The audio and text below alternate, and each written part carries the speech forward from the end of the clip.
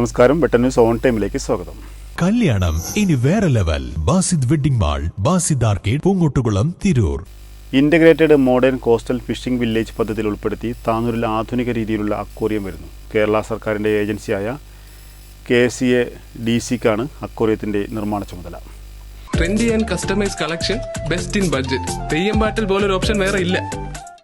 Malappuram collectorate conference ഹാളിൽ നടന്ന ആധുനിക അക്വേറിയത്തിന്റെ ശിലാഫലക അനാച്ഛാദനം കായിക വകുപ്പ് മന്ത്രി വി. അബ്ദുറഹിമാൻ നിർവഹിച്ചു. 1,68,00,000 രൂപയാണ് പദ്ധതിക്ക് ചെലവ് പ്രതീക്ഷിക്കുന്നത്. നിർദ്ദിഷ്ട കോസ്റ്റൽ ഹൈവേയുടെ അരികിലായി താനൂർ GRFT ഹൈസ്കൂളിന് സമീപമാണ് അക്വേറിയം സ്ഥാപിക്കുന്നത്. അക്വേറിയത്തിന് പുറമെ ഫിഷ് സ്പാ, വർണ്ണമത്സ്യ വളർത്തു യൂണിറ്റും ഉൾപ്പെടുന്നു. കേരള സർക്കാരിന്റെ ഏജൻസിയായ KCADCക്കാണ് അക്വേറിയത്തിന്റെ നിർമ്മാണ ചുമതല. ചടങ്ങിൽ ജില്ലാ കളക്ടർ VR വിനോദ് അധ്യക്ഷത വഹിച്ചു. Fisheries deputy director C. Ashiq Babu, assistant director Gracy തുടങ്ങിയവർ സംബന്ധിച്ചു.